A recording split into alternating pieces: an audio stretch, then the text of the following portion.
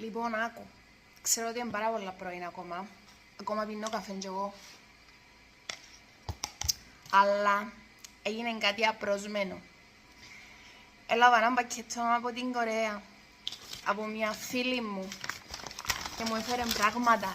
Και θέλω να σου τα δείξω γιατί θα κάνουμε ένα unboxing.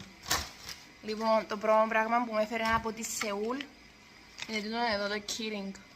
Με τη Σεούλ πάνω. Το δεύτερο πράγμα που μου έφερε από τη Σεούλ μπήκε σε stationery shop και μου φέρνει τον αυτοκόλληνα. Ξέρεις τι σημαίνει τούτο? Θα κάνουμε journal pages με τη Σεούλ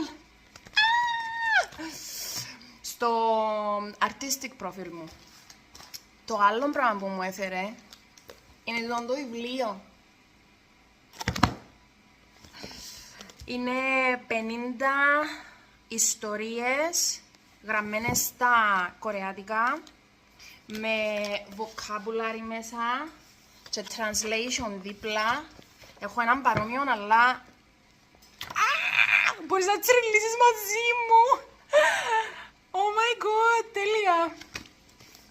Τέλειον, αγαπώ. Και το άλλο που μου έφερε το τελευταίο, το οποίο θα κυκλοφορώ συνέχεια όλο το καλοκαίρι μαζί του, είναι τούτην την ωραία την τότε πακ. Κοίτα.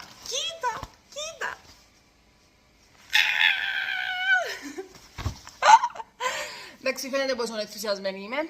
Ευχαριστώ που με είδες. Bye! Καλή συνέχεια!